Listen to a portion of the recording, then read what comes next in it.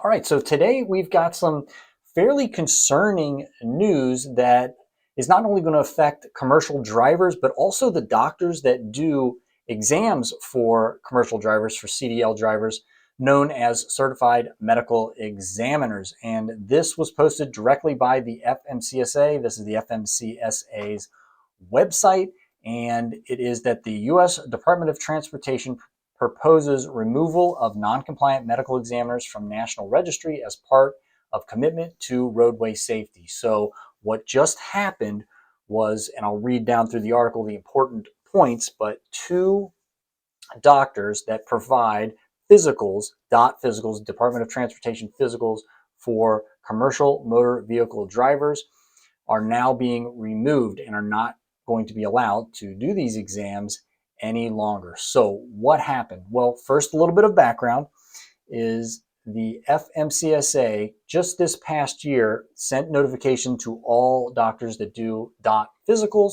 I was one of them. I was aware of this, saying that randomly they're going to select certain doctors and they're going to ask for several files on the drivers that you did exams on, and they're going to review them to make sure that you are applying the standards correctly. All right, so now let's read down and review actually what happened and how it actually impacted the doctors and also all of the drivers, and there was a lot of them, all of the drivers that these doctors did exams on. All right, so again, you can read all of this if you want. It's not too long, but I highlighted the important parts.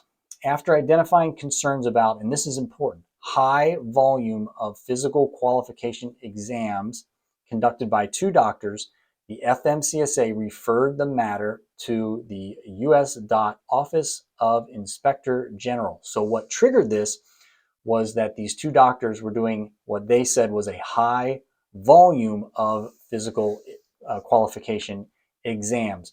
So this was not random. It was triggered because they were doing so many, and they actually went on to state how many, and I will tell you how many they did and compare that just to show you how many they were actually doing in a year with how many I do. So what was the result? So the FMCSA right here, the FMCSA subsequently determined that these two doctors, both of them, failed to correctly apply required standards in determining that drivers are physically qualified to operate a commercial motor vehicle. So the FMCSA determined that they weren't doing the exams correctly.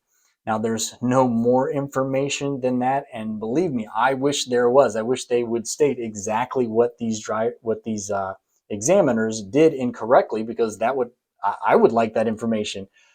I would like to know, did they apply a certain standard wrong, or did they make a certain mistake? So I'm not making that mistake. And I'm sure if you're a medical examiner watching this, you feel the same way. I wish we could get more information so that we know not to make the same mistake, to get ourselves removed and not be able to do these exams. Now, here's my opinion: is this has to be something fairly egregious. They had to be doing something fairly egregious for the FMCSA to take this drastic of an action, and the even more drastic, in my opinion, action that I'm going to talk about in the next paragraph. They would have to have done something pretty egregious. I don't think that this is where they just made a certain mistake or applied a certain standard incorrectly. And again, I'm just speculating here, but this is something that has been going on for as long as I've been in practice, and it's been 11 years I've been doing DOT physicals. Drivers will come in and I will be performing the exam on them, and they'll give me a story about how they went somewhere else previously and the doctor barely even touched them. They were in and out in 5 minutes. They just basically signed off on their paperwork and just got them out the door. What I would call like a mob doctor. Like, they weren't actually doing the exam. They were just getting the guy in, taking the money and signing off their paperwork and getting them out the door. And for for as long as I've been doing exams, again, 11 years, the FMCSA has been pretty hands off. If you pass your medical examiner exam and you keep up with your continuing education, They have not hassled, at least me, all that much. They've been pretty hands off. But this year, they stated that they are going to be auditing. Again, they said randomly, although this was not apparently random. They're going to be auditing randomly medical examiners, us, to make sure that we are doing the job correctly, make sure we are doing the exams correctly. So I think because they haven't up until now, that opened the door for maybe some, I don't know, maybe you can call it fraudulent activities where people would just get as many examiners would just get as many drivers in as they could, sign off on their paperwork, take their money, and get them out the door, and not really have to do the exam. Again, I'm speculating.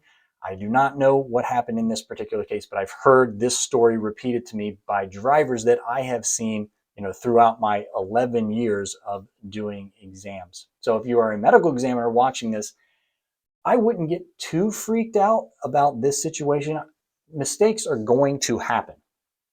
You're going to write the wrong date in every once in a while. I mean, you shouldn't, but these things are going to happen. You're going to write the wrong date in or write the wrong number for a certain test and things like that. And if it's an honest mistake, I can't see the FMCSA. I mean, they can do whatever they want, but I can't see them taking this kind of drastic action.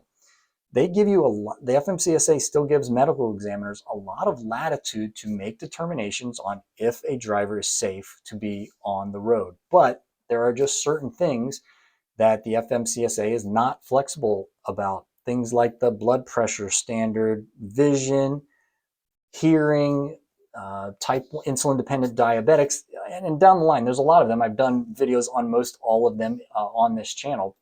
They're not flexible about these things. So if you're incorrectly applying those standards then consistently, then they're probably going to find a problem with that. Like you're actually not doing the job that you're certified to do. If you make a mistake every now and then, I can't see, maybe they bring that up, but I can't see them taking this drastic of action. All right.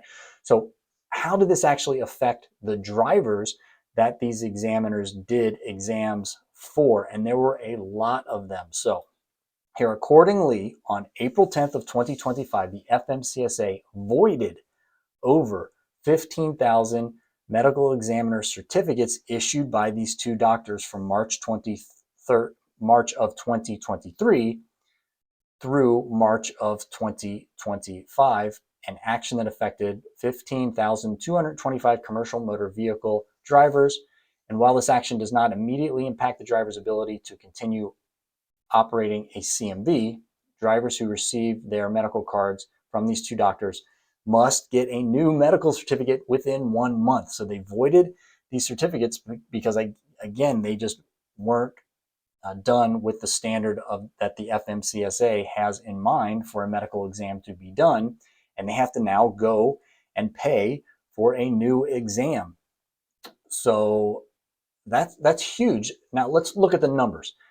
These two doctors did 15,000 exams or over 15,000 exams in this 2-year period of time. So let's just say they each did 7,500 in this 2-year period of time. So if we divide that in half, each year they were doing 3,750 exams per year, each doctor. 3,750. Let's compare that with what I do. And I'm fairly busy in the time that I work. I only see I only do DOT physicals 3 days a week, and I don't have extended hours, but I stay pretty busy. I do about 1,000 a year, a little bit over 1,000. I could work more, put in more time, more hours. If I had more hours to do this, I could put in more time, work more days and all that, and double, but I can't see tripling, and then maybe that would be almost quadrupling the number that I would see. The only way I could see doing that again is if I was just bringing someone in for 5 minutes, signing off their paperwork and letting them go and not really doing the full exam.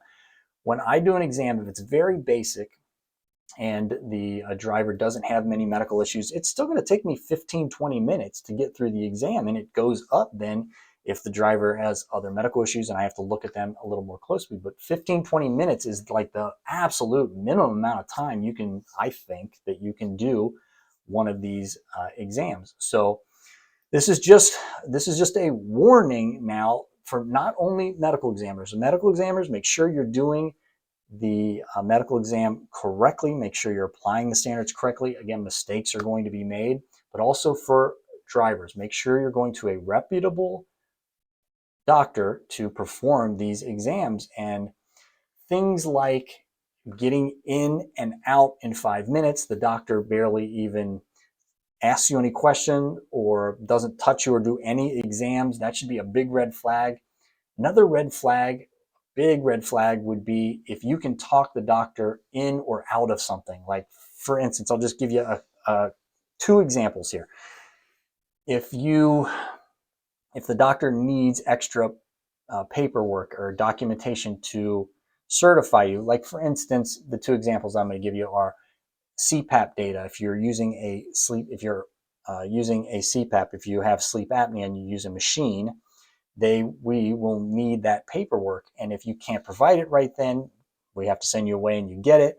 Or if you're on a controlled substance. So if you're prescribed a medication that's a controlled substance, we'll need documentation about that as well. So anyway, I've done full videos on both of these scenarios, but if the doctor asks you for this paperwork and then you can talk them out of that, I'm about to expire. Can you please just let it slide this once? And the doctor kind of backs off and says, okay, well, I'm not supposed to do this, but I will let it go this one time. Just make sure you're using your CPAP or whatever.